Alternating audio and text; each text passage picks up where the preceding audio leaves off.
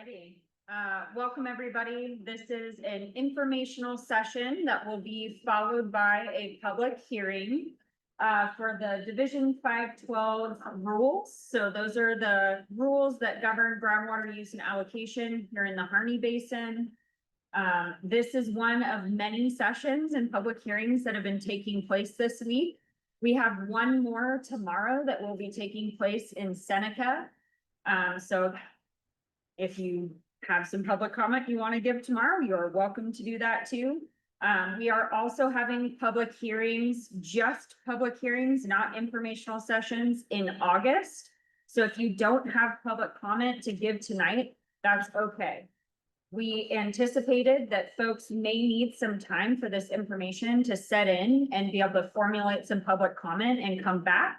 So we are providing that opportunity in August.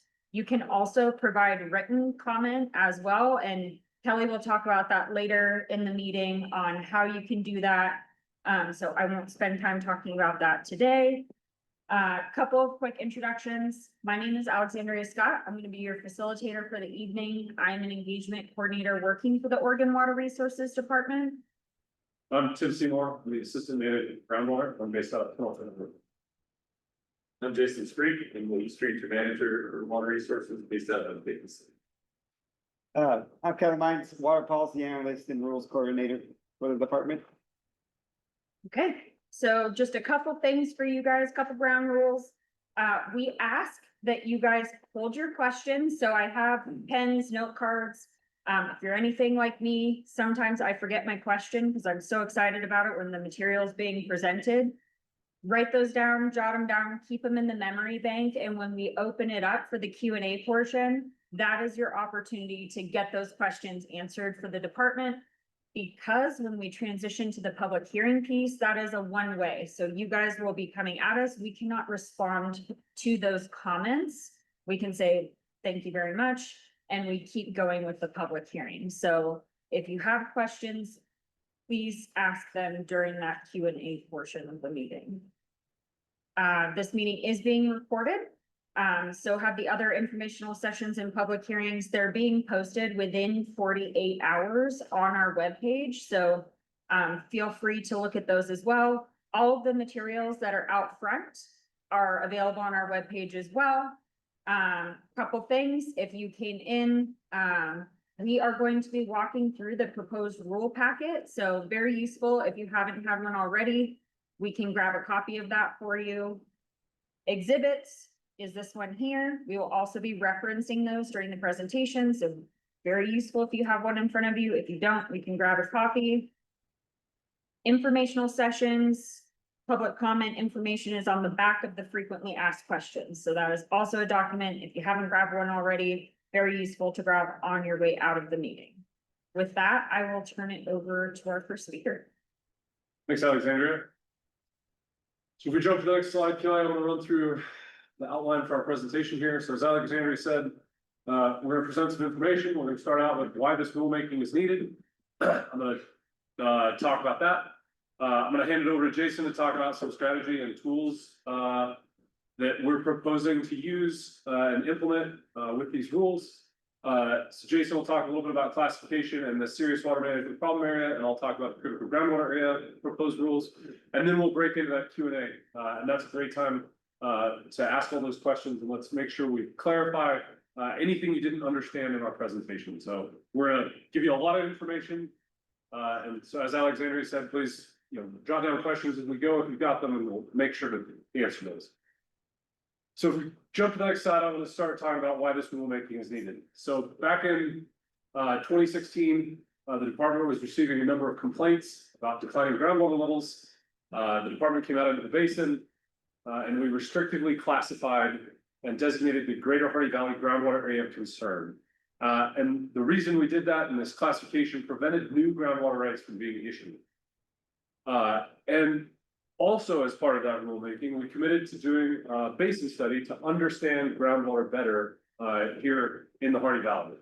And we initiated a collaborative study with the U.S. Geological Survey. So the USGS and WRD spent about 6 years working on this collaborative basin study and understanding groundwater resource better. number of publications were produced, and you can read through those. They're available from our website as well. So if we go to the next slide here, Kelly, I want to talk about some of the key takeaways from that, and then we'll get into the understanding the problem a little bit better. So here we've got a map of the Harney Basin. This is the hydrologic boundary, and what we found in that study is that the groundwater reservoir within the Harney Basin is one groundwater reservoir. There are no known barriers to flow of groundwater within this boundary here in this map. And with that said, groundwater occurs in different geologic units across the basin. So it's not one uniform rock package under the ground. It's a variety of different connected groundwater or geologic units. And when I say geologic units, I mean rocks. And so within those different types of rocks, that different geologic material, groundwater behaves differently. In less permeable rocks, groundwater moves more slowly. In more permeable rocks, groundwater moves more quickly. And so the type of material has substantial impacts on how groundwater moves throughout the basin. And then the last thing I want to point out is that the rates and magnitude of recharge, so water coming into the groundwater system, vary based on where you are in the basin. Different areas have more recharge, other areas have less recharge. And the same thing goes for discharge. When I talk about discharge, what I'm talking about is natural discharge processes like discharge to streams, springs, or to groundwater dependent plants. And then human created discharge. So think pumping through groundwater wells primarily. And so the rates and magnitudes of discharge also vary. So discharge is not uniform across the basin. So it's one groundwater reservoir. And now I want to talk about the problems we've identified specifically within the groundwater reservoir. So if we go to the next slide, there's 3 statutory criteria that have been triggered here within the Harney Basin groundwater reservoir that authorize the department and the Water Resources Commission specifically to adopt rules to designate a critical groundwater event. And the first one is that groundwater levels have declined excessively. So we have wells in the basin that have declined excessively, and that is defined as greater than 50 feet of total decline from highest known levels. In some areas of the basin, specifically around the Weaver Springs area, there are wells that have declined over 100 feet. The second criteria that's been triggered is wells are excessively declining. So that's defined as those wells are declining at least 3 feet per year or more for at least 10 years. So it's a substantial rate of decline. And then the last criteria that's been triggered that we've identified is that the available groundwater supply is being or is about to be overdrawn. And overdrawn is defined as a situation in which pumping exceeds recharge. So that means we're pumping out more water than is coming into the system within that area. And overdrawn is a really serious situation because it means if we're pumping all of the recharge, all of the water that's coming into the system, then that's leaving no groundwater recharge from natural discharge processes like discharge to streams, springs, or to those groundwater dependent plants that use that water. So these 3 criteria we're going to get into a little bit more. They were identified as part of this process. We produced a groundwater report specifically for the rulemaking. It's available on our website. You can read through it. It goes through these pieces of information in detail and is also available for review and public comment. So we're accepting public comment on that report as well. If we go to the next slide, I want to dig into and present a little bit about the different criteria that have been tripped. So first of all, we have wells that have declined excessively. So that means greater than 50 feet of decline has occurred in these wells. And so I have a map here of a portion of the Harney Basin. We've got Malheur Lake down here. You got Burns and Hines up here to help orient you. And we have a number of red dots. And those red dots represent wells where we had groundwater level data to be able to analyze and identify that more than 50 feet of decline has occurred. And so a couple of points I want to call out are that our groundwater level data is not comprehensive for all wells. So we either don't have historic measurements or we don't have current measurements for many wells in the basin. And that lack of measurement is what prevents us from having more wells up here on this map. We believe that these are representative of the conditions in the groundwater system and how groundwater levels declines have occurred. And if we had a more comprehensive data set across more wells, there would be more wells on this map. And the second thing I want to point out is based on groundwater level trends and the rates of decline across the basin, we believe that more wells are going to reach this threshold in the next several years. So the problem is continuing and will continue to trigger this threshold in more wells. We'll go to the next slide. We'll talk about that rate test. So excessively declining, again, 3 feet per year or at least 10 years. And again, we have a map with the same geography and we have wells in yellow here. And these wells in yellow, we have data to be able to analyze and show that these wells have met this criteria. And again, with more data, we believe there will be more wells on this map. And last, based on the current rates of decline in portions of the basin, we expect more wells to trigger this threshold in the next several years. So if we go to the next slide, I want to talk about that last criteria and break down overdrawn, how we analyze that. So within the groundwater study, we studied this boundary here. The USGS broke the basin down into 3 key water budget regions to analyze recharge versus discharge. And those areas are here in the colored areas. So we've got a green, which is the northern area, a reddish color that's a west, and then the southern region here down in blue. And so those areas basically follow the 3 key streams in those areas, the Sylvies, Silver Creek, and then the Donner and Blitzen down in the south. And then the USGS broke the basin down even further into an uplands and a lowlands. So here on this map, there's a yellow boundary. This yellow boundary is that uplands versus lowlands break. And so we were able to analyze the lowland recharge and compare that with pumping in that same area by water budget region. So we've got the northern region, the southern region, and the western region here in this table. And then this first column, we're breaking down the difference between recharge and pumping within those areas. And then the other column here, we're breaking down the difference between recharge and authorized use. So that's paper water. I'm showing the difference between those. So when we look at the northern water budget region, pumpage exceeds recharge by about 2,700 acre feet per unit. So by definition, pumpage exceeds recharge. That portion of the basin is overdrawn. If we compare it with authorized use, so paper water rights, if all the paper water right were to be pumped in a single year, we'd be overdrawn by 96,000 acre feet per unit. So by definition, overdrawn with the possibility of extreme overdrawn. In the southern region, recharge exceeds pumpage by 26,000 acre feet. So there's more recharge coming in than is being pumped. And if we look at authorized use versus recharge, recharge exceeds authorized use of paper water by about, again, 10,000 acre feet. So by definition, not overdrawn down there. And then in this western water budget region, which this area here that we're in today exists, recharge exceeds pumpage by about 4,500 acre feet per year. And we, based on the authorized use of paper water, if all that paper water were to be pumped, this area would be overdrawn by about 18,000 acre feet.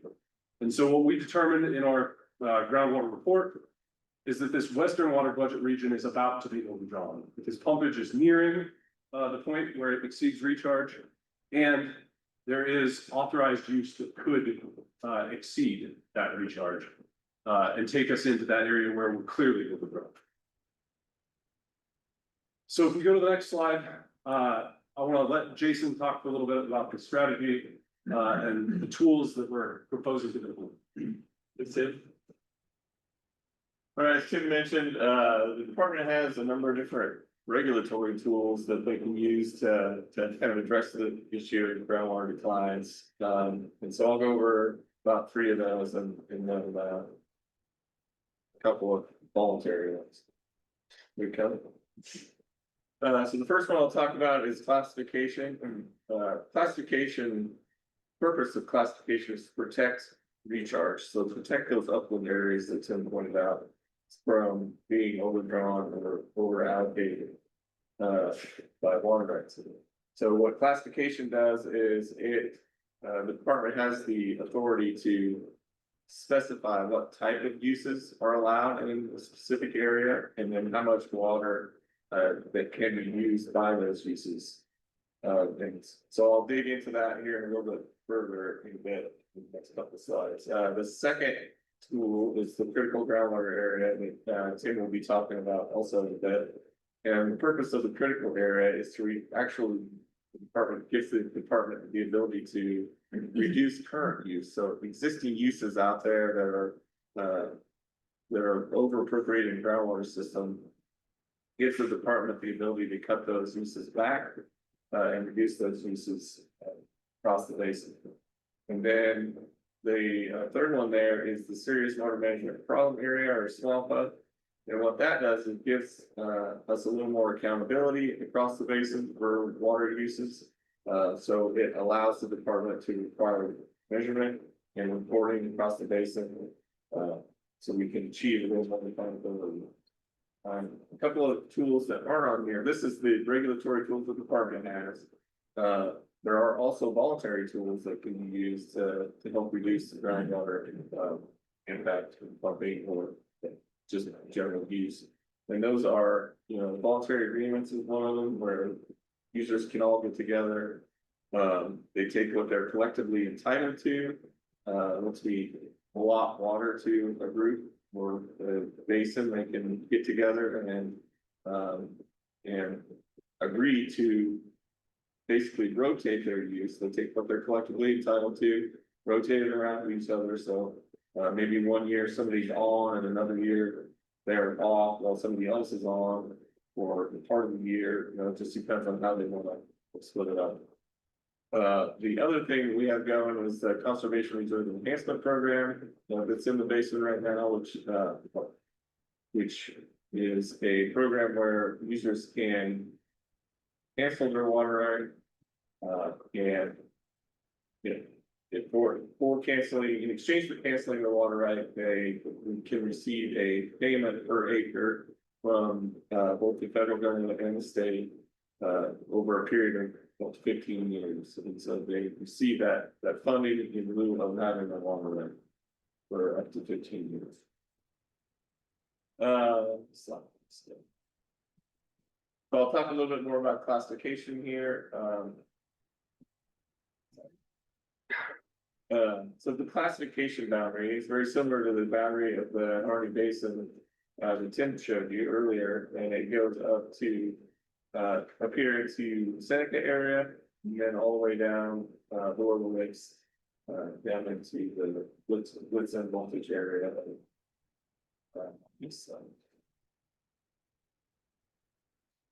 So classification, as I said earlier, what it does is it specifies what uses can be considered for water rights in the basin, but what it doesn't do is it doesn't impact exempt uses like house bills, groundwater for stock is exempt, doesn't need a permit.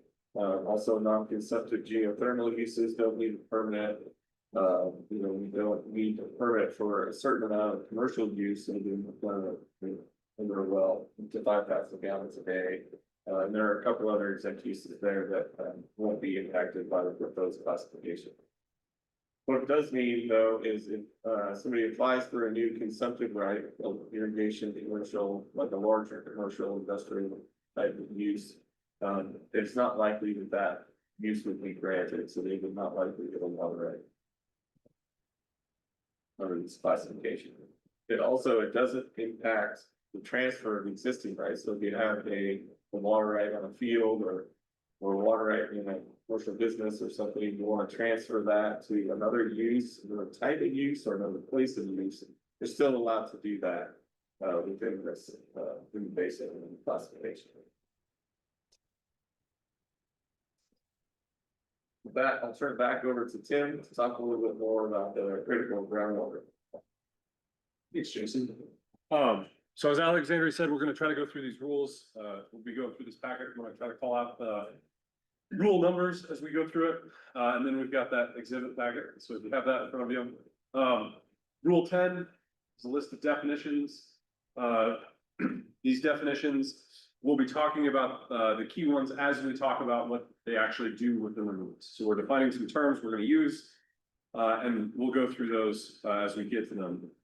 Rule 20 are administrative boundaries. So that includes that classification boundary, the critical groundwater area boundaries, and some other boundaries that are defined and are shown in the exhibit packet here.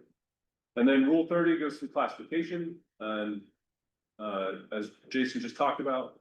And then we get to Rule 41 where we start into the proposed critical groundwater area rules.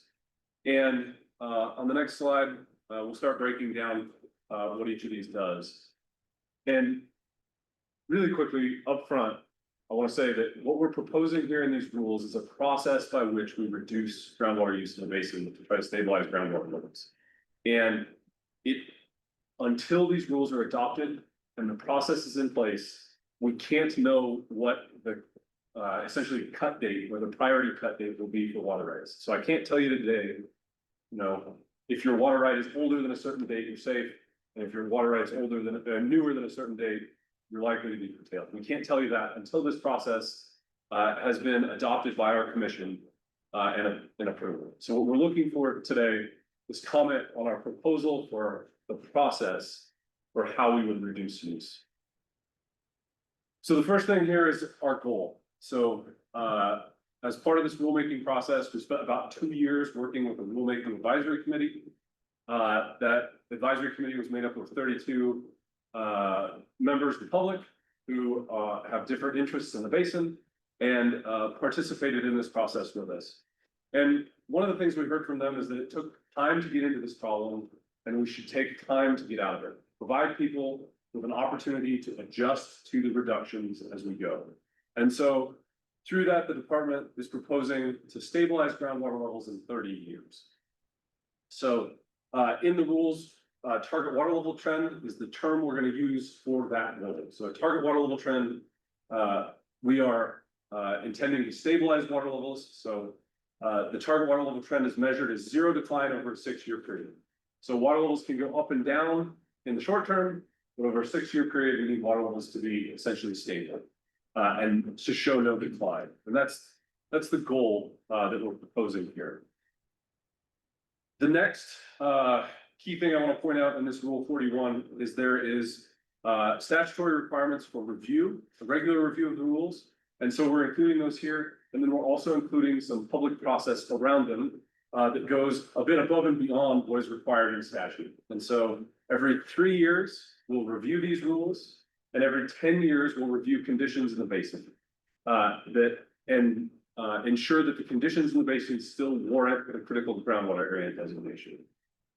And then with each of these reviews, we'll present the findings of the review at a public meeting here in the basin, and we'll accept public comment, both verbally and written. And then the department will summarize those comments and present them at a Water Resources Commission meeting where public comment will also be accepted.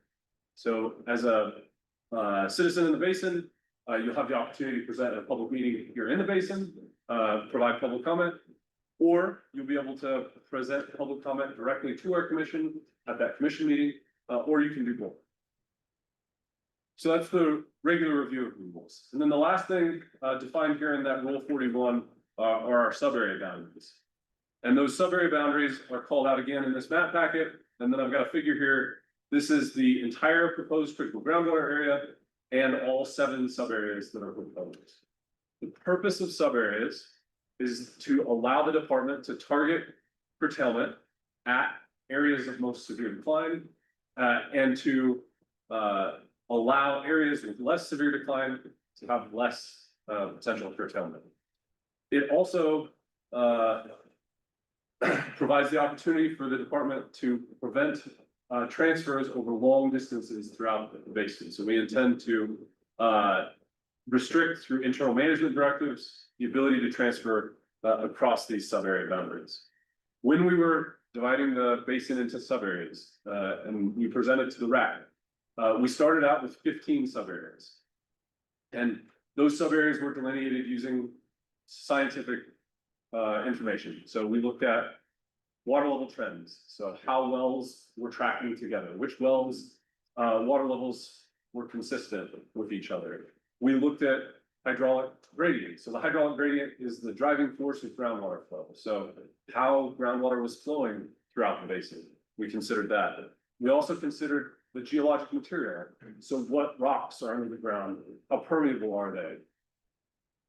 And then in working with the RAC recommended that we also look at surface water flow. So we used NDVI data, which is basically a measure of how green the landscape is. And that allowed us to see how far is surface water able to make it in some meters. And so we were able to adjust boundaries based on that NDVI data. And then the last thing we looked at were some of the more administrative considerations. So we heard from the RAC that more boundaries was likely to lead to more conflict between groundwater users. And so we adjusted from a 15 sub-area approach down to a 7 sub-area approach, considering that. We also considered complexity. So more sub-areas means more complexity and potentially more confusion about where those sub-area boundaries are and which sub-area is my property and et cetera, those kinds of things. And then the last consideration that we included was related to voluntary agreements. So we heard from members of the RAC that they believe that larger sub-areas with more groundwater users would offer more opportunity for groundwater users to collaborate, put together voluntary agreements, and take voluntary action to solve the problem, rather than having to wait for the regulatory action. And we fully supported that as well. And so we adjusted the sub-area boundaries that way and reduced to these 7 sub-areas proposed. So that rounds out Rule 41.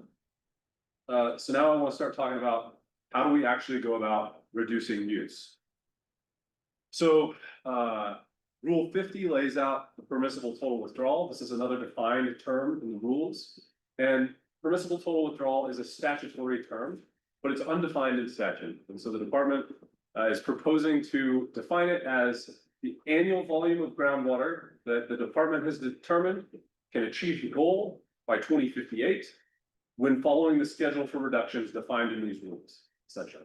So what's the maximum amount of pumping that can occur, stabilize groundwater levels in 30 years when reducing based on the schedule we're proposing. The values are presented in acre feet. And as I said, it's listed here in Rule 50. So if we go to the next slide, I've got a table here that shows by sub-area what our estimated pumpage was in 2018. In that first column, 2018 was the last year of estimated use in our groundwater study, and it was the last year of use calibrated into our groundwater model. The next column here is the proposed permissible total withdrawal, so the amount of pumping that we believe will achieve the goal when fully implemented on our schedule. And then I have a column that shows the difference between that estimated pumping and the proposed PTW. And so if we look down here, the basin-wide proposal is about a 35% reduction.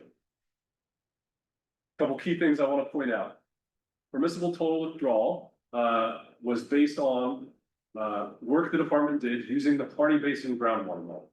As part of that collaborative study, USGS built a numerical groundwater model, and department staff spent hours putting together software to interface with that model and to be able to essentially program and test different management scenarios. So based on different inputs, such as the sub-area boundaries, our timeline for achieving our goal, schedule of reductions, all those parameters were able to be entered into the model. And we were able to identify what the model believes is the maximum amount of pumping that can occur and achieve the goal. And so this is a really science-based and driven approach to getting to a value for what we believe the correct amount of pumping is that will achieve the goal.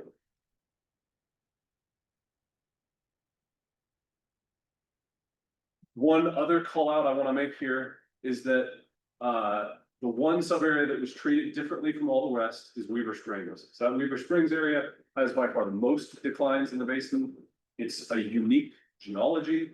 It's a very permeable material that's completely surrounded by very low permeability material, so it does not recharge as quickly.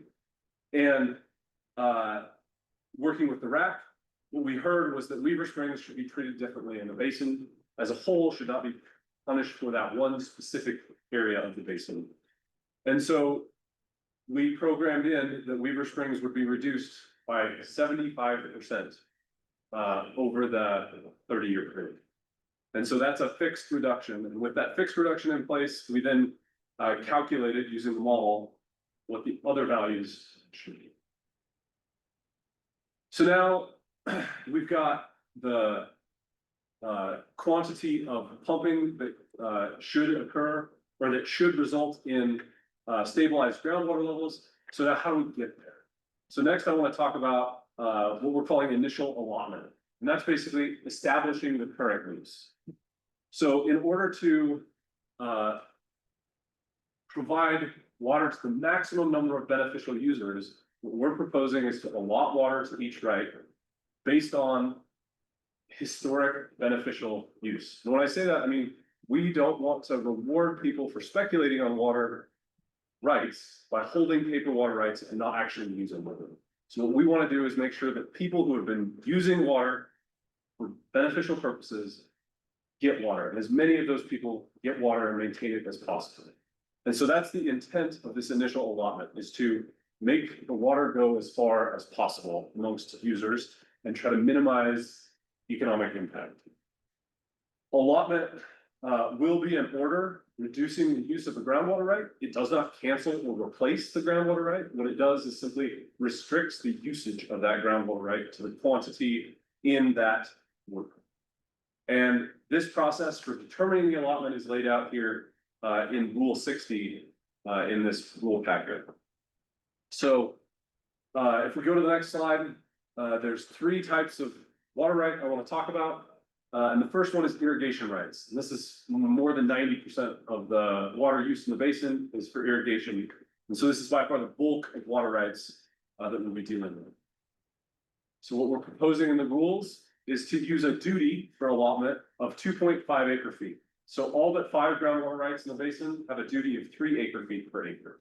And the duty is the volume of water that can be applied per acre under that water right. So right there, we're proposing a reduction of 0.5 acre foot per acre. And the intent behind that is first and foremost to incentivize conservation for using less water overall, but also to, again, make more water available for some of those more junior users and prevent as much economic harm as possible. The second thing we want to do is consider the historic beneficial use, and we're proposing to do that in the 5-year period from 2020 to 2024.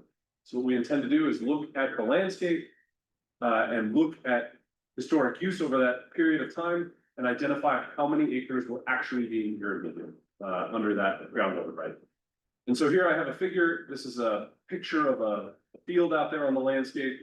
And you've got the square around the outside. This is the place of use. That's where water is authorized to be used under the water right. And then in the middle of it here, we've got an obviously green pivot where water is actually being used. And all these corners are brown. And so when we calculate the actual irrigated acreage, there's 125 acres of ground being irrigated. So rather than giving 160 acres times 3 acre feet, what we're intending to give would be 125 acres, what's actually been irrigated historically, times this reduced duty of 2.5 acre feet to get to a total volume of water that could be pumped under this right of 312.5 acre feet per year. And so again, the intent is the water user has been historically irrigating that amount of acreage, and we do not want to reward them for not irrigating these corners. We want to make that water available to another user who has been actively using it. So that's how we're intending to treat irrigation rights. Go to the next slide. I want to talk about municipal and quasi-municipal. So these are your, think of your cities, right? So Burns and Hines are the two primary water rights we're talking about here. And what we're proposing is to allot the cities, these municipal rights, 110% of the greatest single year quantity of use in that same 5-year period from 2020 to 2024. So here I've got a table or a figure that shows, this is the city of Burns's reported use. So this is what they reported to the department under their right, as they're required to do so by law. And we can see that 2020 was their single greatest year of use, and they pumped 1,250 acre feet. I think we rounded this to the nearest 5. And so what we're proposing is to allot them 1,250 acre feet plus 10% for a total of 1,375 acre feet. We're also proposing to reevaluate this at each adaptive management checkpoint. So we have an adaptive management plan built into the rules, and we'll talk about that here in a minute. But at each of those checkpoints, we want to reevaluate what the cities are actually pumping, and we can adjust their quantity up or down based on their single year quantity, the highest single year quantity in the 6 years preceding that one. So what that does is restricts the cities to a growth rate of a maximum of 10% every 6 years. But it also, if the cities are reducing use, makes water available for other users by reducing their total allotted quantity.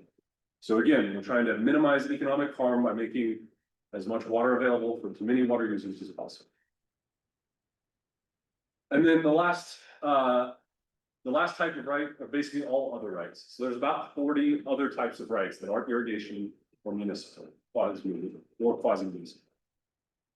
And these rights, you could think of industrial manufacturing, commercial, wildlife, pond or reservoir maintenance is another type of right. And those are not as clear cut to understand historic use. And so what we're proposing are some considerations we're going to look at to establish that historic beneficial use in law. So those considerations include the limit to the groundwater right. So what does the paper right say? What can they actually pump on their paper water right? What information do they have or do we have about their historic beneficial use? Do we have water use reporting?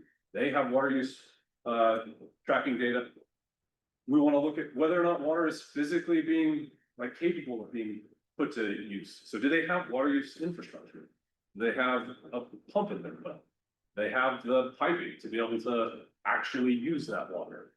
And then we're giving ourselves some broad latitude here by saying any other factors deemed necessary to establish them. So we're absolutely certain we can't think of every possible piece of data we might need in order to establish this historic beneficial use. And so we're trying to give ourselves some latitude there to be able to include as much information as possible and get to a fair and transparent allotment for each of these things. So that's the initial allotment process. That's establishing current use. Where are we today? What has been actually used in the basin? Once we have that value, we can go to the next slide. We can figure out what we need to do to schedule reductions. How much do we actually need to reduce? So we'll take that initial allotment, that total volume, and we'll subtract the PTW. And that's going to give us the volume of water that we need to reduce through our scheduled reductions. And in Rule 70 here, we're calling out the process by which we'll schedule reductions. A couple key things I want to point out.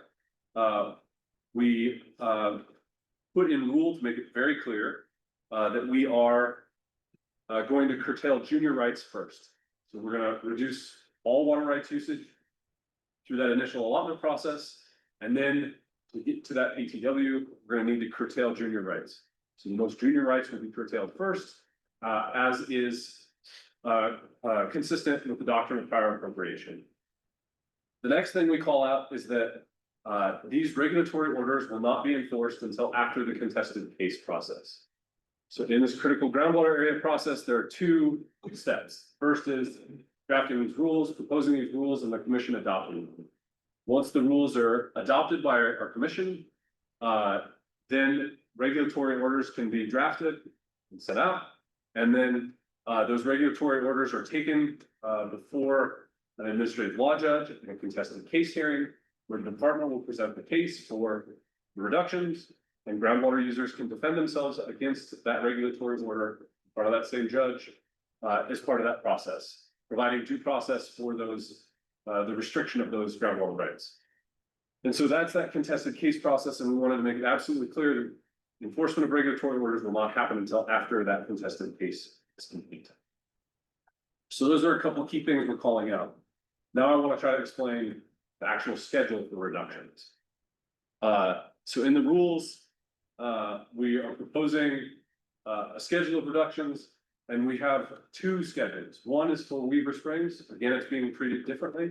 First, it was being reduced by 75%. And second, in our schedule for reductions, 3/4 of the reduction is being proposed at the start in year 2028. And the other quarter of the reductions is being proposed in year 2034. So the next scheduled check-in. For all other sub areas, we're proposing a reduction schedule of 40, 30, 15, 10, 5. So those are percentages, and that's how much of the total reduction would be implemented at each checkpoint period. So in this figure, we have these bar charts. The initial allotment is the total height of this, and to be clear, the volumes here are not associated with any sub area. This is purely for example purposes. So the units are thousands of acre feet, and 50,000 acre feet is what the initial allotment is in this example.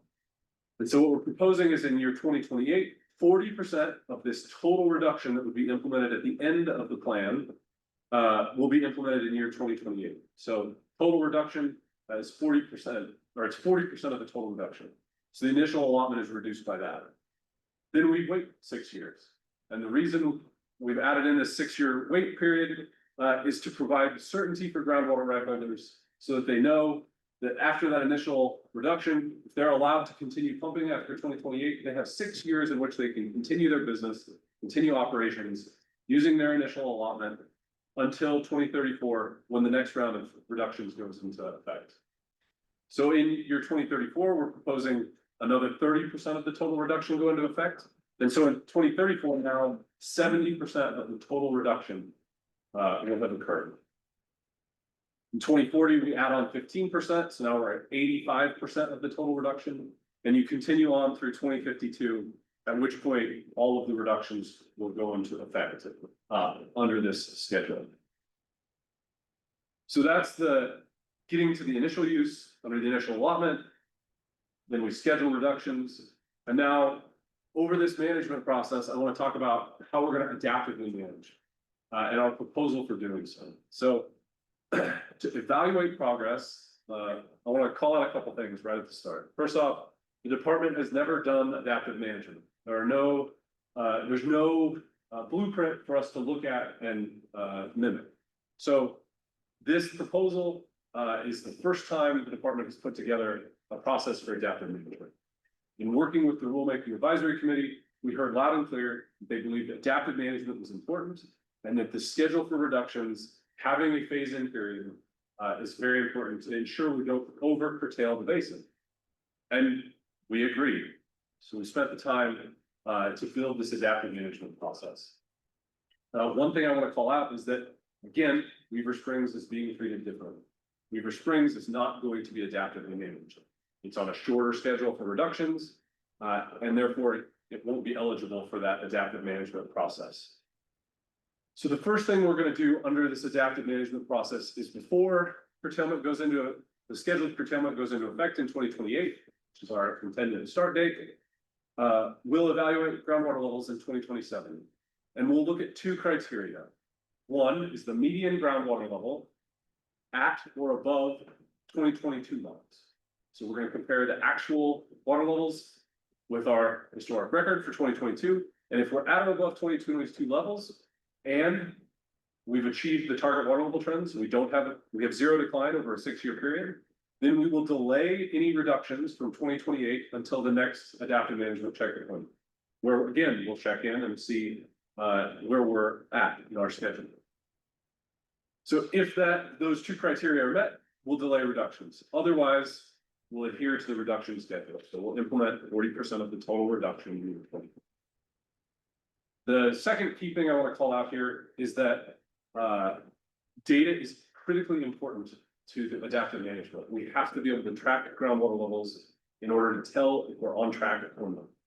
So the department is proposing to give itself authority to measure any point of appropriation, or think a groundwater well on a water right, in order to ensure the data is available. So currently, the department maintains an observation well network of about 100 wells across the basin that we believe are representative of conditions. Many groundwater rights issued after 1990 are also required to submit a static water level measurement each March. Take and submit that measurement. And so we use that data as well. Now, the groundwater rights that are required to measure and report are the most junior. And we believe it's highly likely that as we regulate off junior groundwater users, that they will no longer take and report measurements because that costs money and they're not getting any benefit from their groundwater rights. And so we believe we'll start to lose access to data. And so we want to give ourselves the authority to go out to those wells, continue collecting data, and be able to continue having a robust data set and track what is occurring in the basin through those water levels. So that's critically important to this process. And is a unique authority for this specific critical area. So the next portion of adaptive management that I want to get into is what actually happens at those adaptive management checkpoints. So we're proposing 4 adaptive management checkpoints. They come 1 year before the scheduled reductions. Purpose of this is to be able to evaluate the water level trends and make adaptive changes to the curtailment schedule, and then announce it in time so that users have the ability to adjust, primarily farmers, so that someone doesn't plant a field and then is regulated off. Because that would be a painful waste of money and investment, and we don't believe that's fair. So we want these checkpoints to happen a year ahead of the next scheduled round of curtailment. So what we're going to do is we're going to evaluate, again, we're going to evaluate the median groundwater level, and then we're going to compare it to the modeled groundwater trajectories that are listed here in the exhibits. And so what these trajectories show is the expected water level, median water level, and then some percentiles around it that the model predicts will occur based on this reduction schedule. And so what we're going to do is we're going to compare our median water level, our actual measured data, with the projected data. And what we're going to say, what we're going to look at is, are we on track? And if we are, then we're going to continue on our schedule. It means our actual groundwater level behavior is matching what was modeled. We're on track to success and we're stabilizing water levels. And so we adhere to our schedule. If water levels are higher than expected, and they're above and outside certain thresholds, then we can implement fewer reductions. You know, reductions could be reduced by half or completely reduced and not implemented in that next scheduled curtailment period. On the flip side, if groundwater levels are lower than expected, then we can implement accelerated reductions. And so we can increase the amount of curtailment implemented by half or up to double. So 50% increase or 100% increase. And then once we've done the review and calculated the adaptive changes to the schedule, we then want to meet in the basin to announce those changes, and we're proposing to accept public comment in that process as well. So all that is laid out in Rule 80. And then the last section of Rule 80 is evaluating success. So we've been evaluating our progress towards success. We've been managing for 30 years now, no sooner than 2058, which is 30 years beyond the start date. We'll evaluate water level trends to test if we've met our goal. So have we achieved our goal? And depending on those results, we call out specifically 3 instances of action that could be taken. So if we're unsuccessful in achieving our goal, so groundwater levels are still declining, and pumping exceeds the PTW, so we haven't implemented all of our curtailment, then we can implement the remaining reductions. And I want to be clear, this adaptive management is by sub-area. It's not for the critical areas of whole. each sub area will be evaluated separately. So it's very possible that one sub area could have curtailment implemented while another has curtailment not implemented because of this adaptive management process. So that's the first one. We implement those remaining reductions in order to stabilize groundwater. If again, we're unsuccessful in achieving our goal and pumping equals the PTW, so we've implemented all the curtailment, but it hasn't solved the problem, then we would need to do rulemaking, this exact process again, in order to adjust the PTW and reduce use further.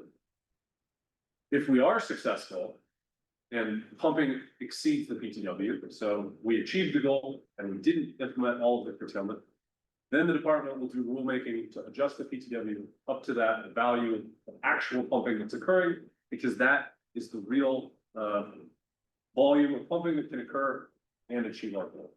And so that gives some regulatory certainty to the users that are still pumping at that time. They won't be regulatorily curtailed to that PTW value. And so that is the full process that we're laying out here in the critical groundwater area rules.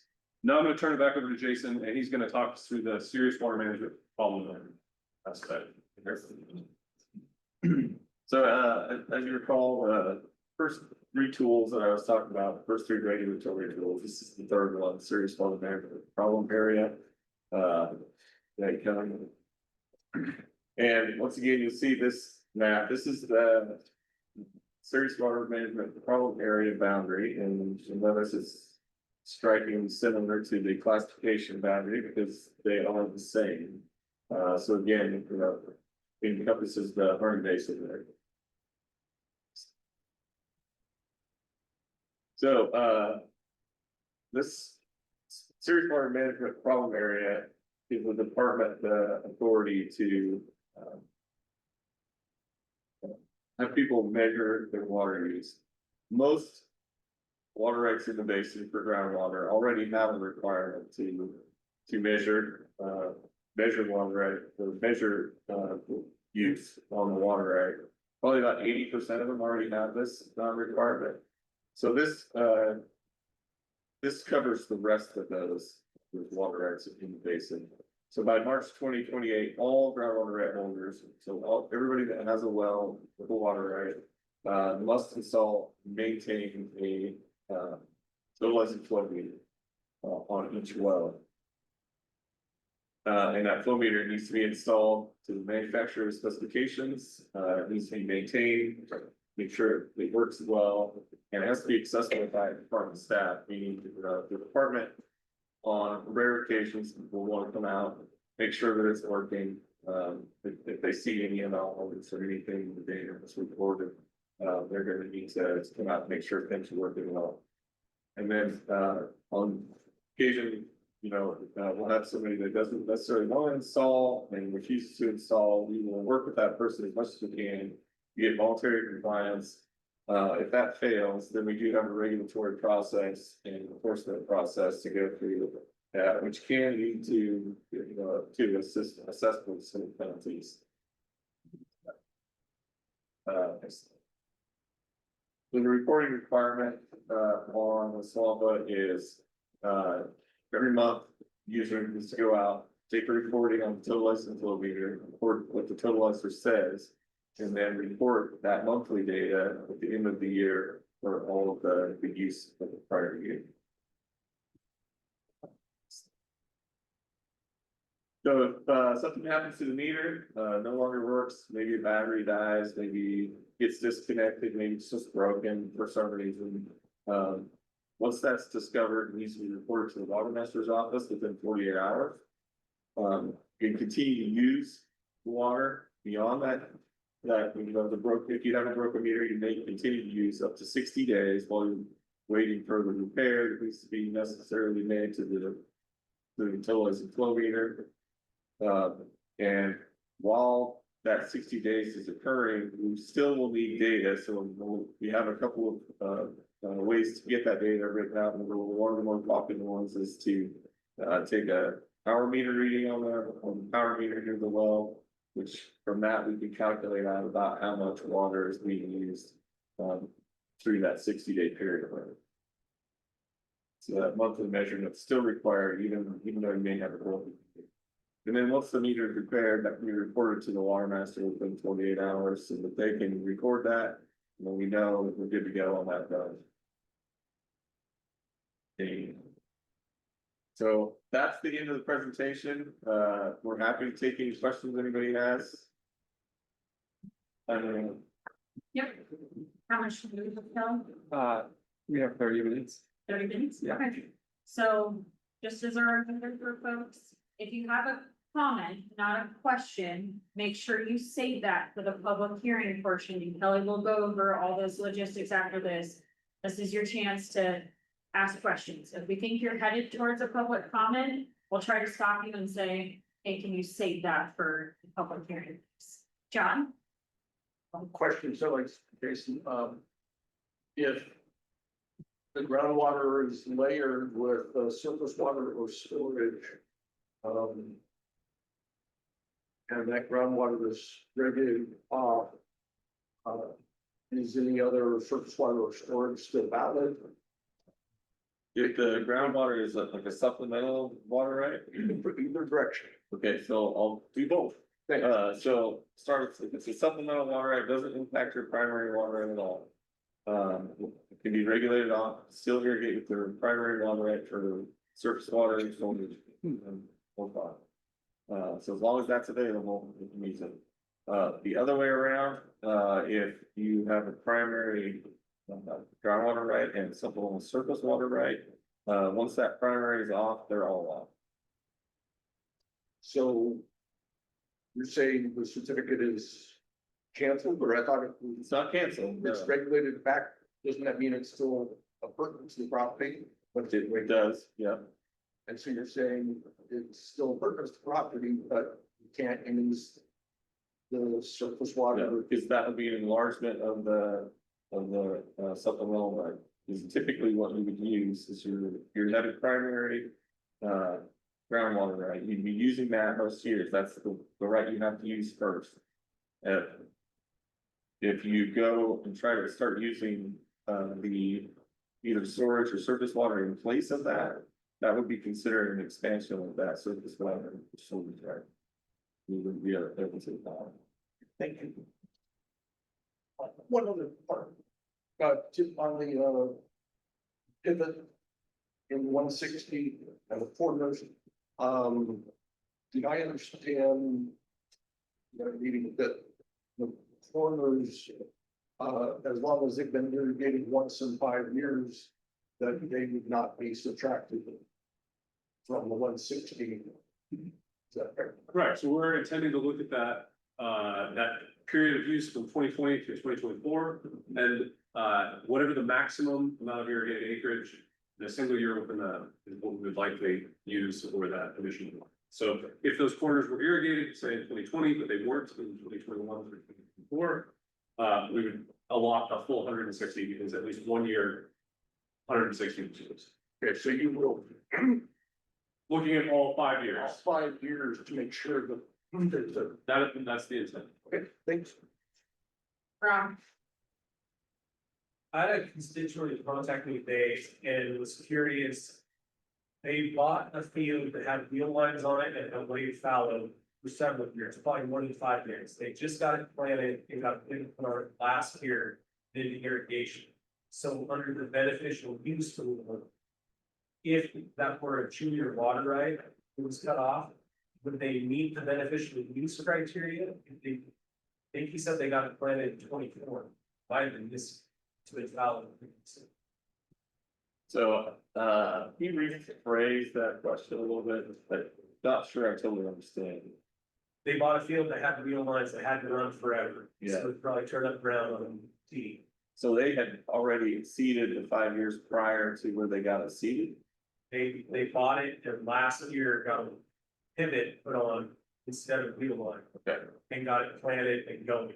And I don't know if they meant they got something going last year or this year, but they were concerned that it wouldn't meet the cutoff. So, yeah, so if it's brown between 2020 and 2024, right, there was no use during that.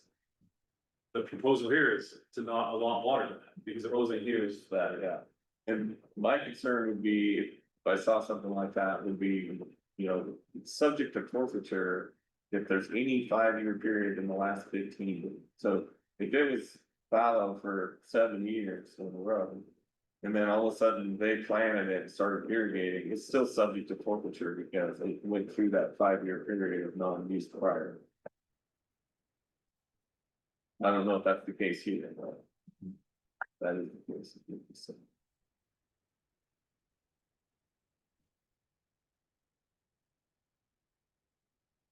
Other questions? John? So the 10-year review, and I think Tim, you'd said it to make sure that the critical designation still applies. There's at least 2 of these sub areas where it really doesn't apply yet. What, how that be handled? So, all of these criteria have, stipulation, if they occur within, the groundwater reservoir or a portion thereof, that they can apply to the entire groundwater reservoir. So, likely we would look at this and say, do these conditions still exist, in at least a portion of the groundwater reservoir? And that could potentially justify, continued maintenance of that designation. So, I can't speculate on what the review in 10 years would be, and what the decision making would be. But that's my best answer. It's that the portion thereof could be considered. Other questions? Explain enforcement to me. Sure, and so enforcement in multiple contexts. So if say, for example, we regulate somebody off, and then they decide that, you know, they're going to go through our regulatory order and continue to use water. Our process is typically the water master would go out, have a conversation with them, and give them the whole on the phone, say, hey, you know, you're violating this order. Please shut off. If they refuse to shut off at that point, then we would issue what is called a notice of violation, which is puts the landowner on notice that they are violating a law, and it would lay out in that notice what statutes they are violating, or what order, and refer to the order that they may be violating. They're under an order. And then if they continue to use after that point, once they receive that notice, we can assess civil penalties, and those civil penalties can vary depending on the severity of the injury that could occur to other users. So in a case where it's a groundwater use, maybe we don't know for sure how much it's impacting other users in that basin or in that area. It could be, you know, a lower fine. If it is impacting them and we have evidence that shows that they're injuring other water rights, it can be up to $1,000 a day.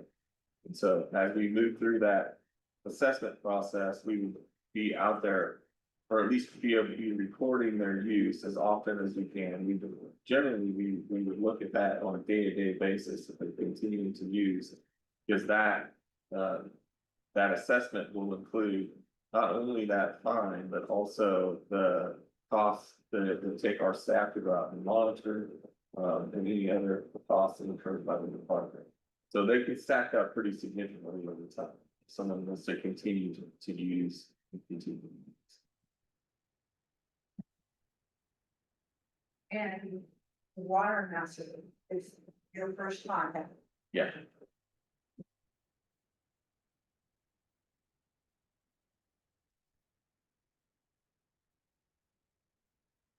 Other question?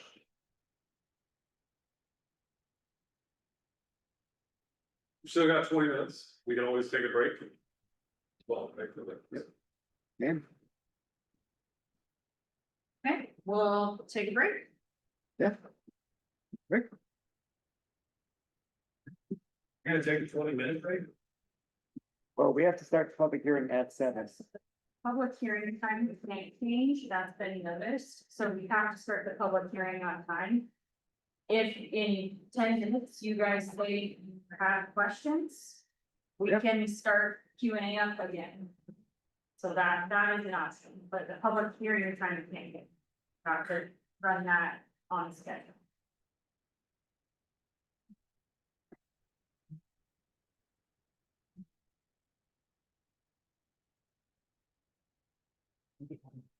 How was that?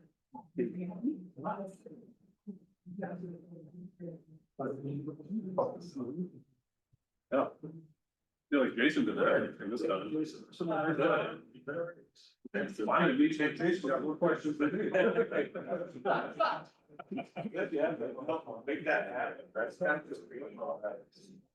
Tim did all the questions, right? Yeah, they, And thanks for that. so good. Good.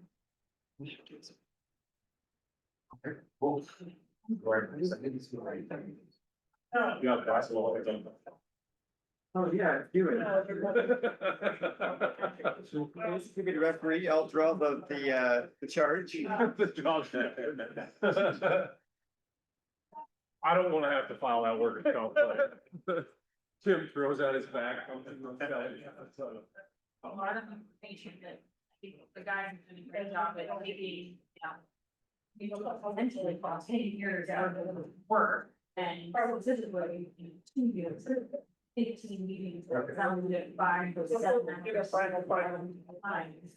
Trying to squash that into, hours on board. Trying to get the time, and to come back and come on, it's very good. It's a lot of shit. Understand,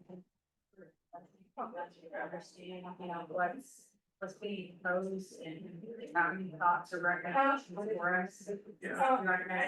Actually, it's a lot. It's a big deal. And so, and then that we get, it doesn't sound. Right. Can you say you're probably 18%?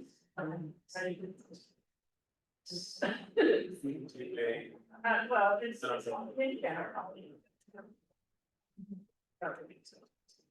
We were absolutely.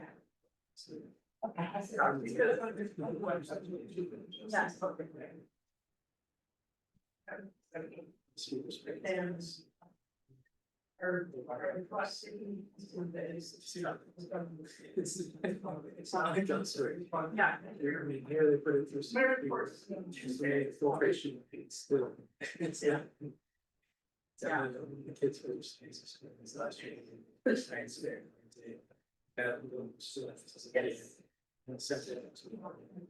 It's interesting with the differences between schools and governments. Oh. Yeah.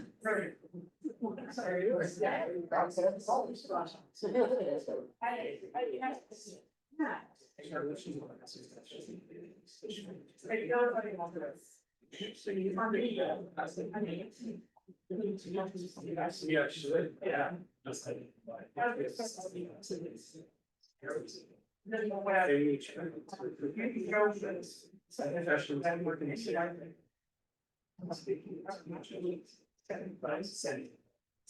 Yeah. People from out there. Census. Oh.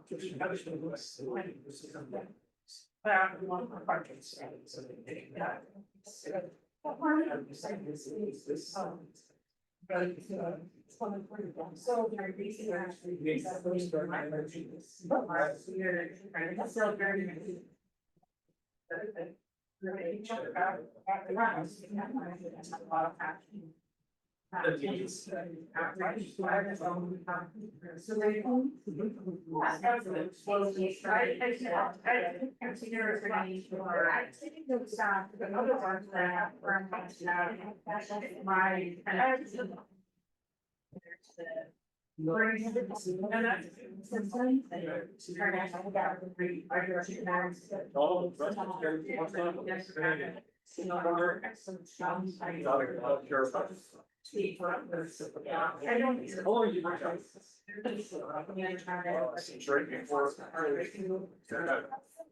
Anyways, so just. Yeah.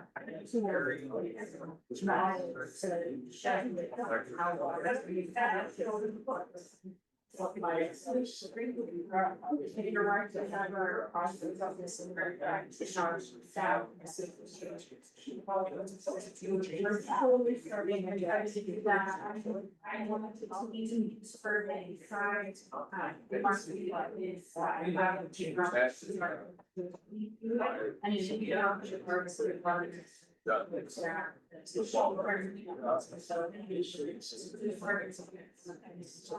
Started getting on the positive. Team up with the stress, right? I mean, that's- I will say.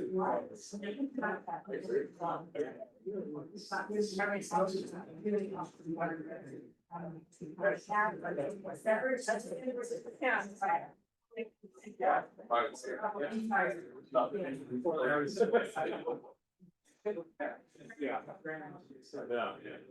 Compared along, so she the dog, it's super hot. It's so nice, you know. Straight. No, that's great. That sounds. Yes. I'll take care of it. And I went back to that site. Oh,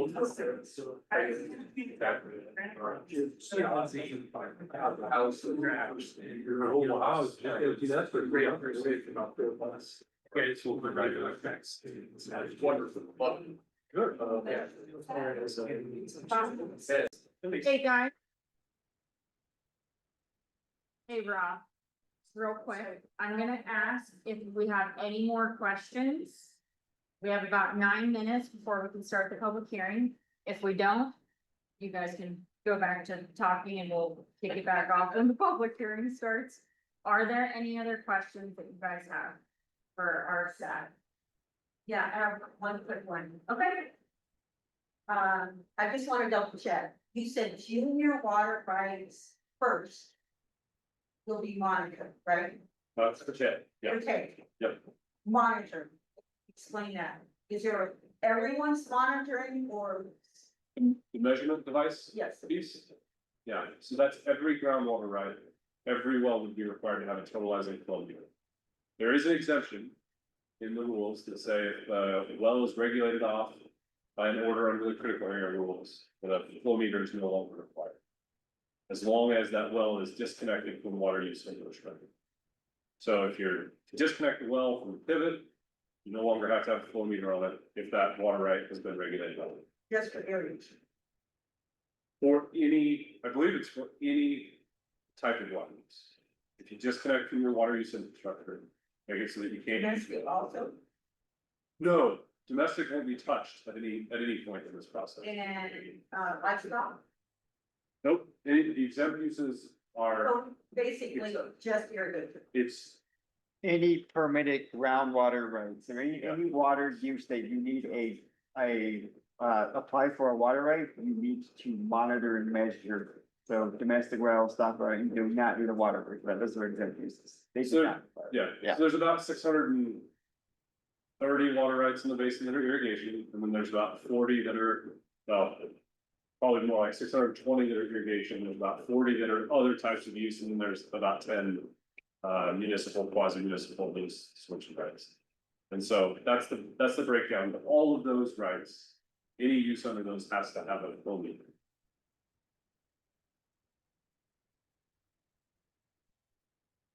any other questions? Tim didn't talk about the health. We're missing, Oh, yeah, then this, that, anyways. I apologize if I missed that. So the department does have a program, to cost share for meters for installation.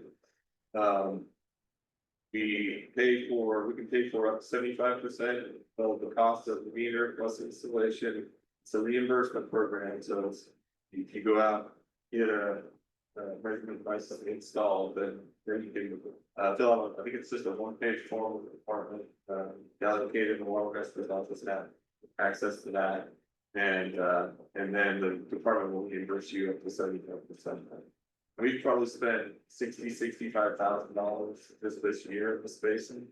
On, with that program, and so it's been fairly robust, and we hope it continues. There's obviously, depending on legislative change, it may change over time, but right now it's been a pretty popular program. Is that on the website? I think there is. It is. It may be online. difficult to find. If you type in Water Resources Department cost share measurement program, it is the first tab that pops up on your Google. And it'll take you straight to it, but Downey and Kate also have copies. Yeah. And can connect you to it. And that is the same for the whole state, isn't it? Yes. Yeah, so I think Yeah. Tim was gonna Statewide. make that point, point that it's not Kearney Basin specific, it is a statewide program. $60,000 is all we have paid in 3 days. How many actually done? How many devices is that? The ones we've paid for so far have cost about between $3,100 and $4,000 a piece in the device and installation. So 60,000 divided by 4,000. yeah. Be my guest. I'm gonna try to do that for half. 15? 150, something like that. Yeah, it's really 15 if you want. Yeah. Device. Yeah, and then, I think my numbers are really low on that because it's probably been a lot more money spent in the basin than 65,000. Yeah, it's been higher, but that's just, what I've improved lately.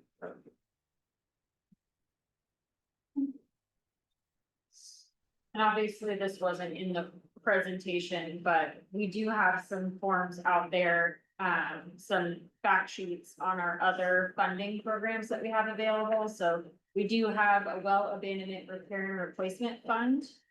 We have a Harney domestic well remediation fund, and that will be opening up its application period later this fall. We're hoping for October-ish.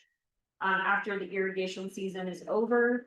And that, again, that's Kearney Basin specific, to help with the impacts to domestic wells. And then we have that conservation reserve enhancing program. So we have a variety of programs that are available, recognizing that, it will take a while to address this issue. We are likely to see continued impacts to folks, and we're trying to figure out financial assistance for that. And when I talk about, what's been done, that's just this year, that's up to today. So there's likely gonna be a bunch more of those coming in. There's been this. And usually they go through our contracted person and then they come to me before I can approve it. Move forward with this. There may be more in our contracting specialists designated. You know roughly how much money's left? Yes, I do. Would you like to know? Because I don't think the legislature. The legislature added 50,000 this biennium, which is lower than we had anticipated. Typically, we've got 100,000 per biennium to that program. But we also had leftover money from the federal government that in those programs, and there's about 800,000 that I last year. Great. What's that? 200. 200 places. All right. At 4,000. And most of the rights already have that requirement. And so most of the wells already have measurement out here.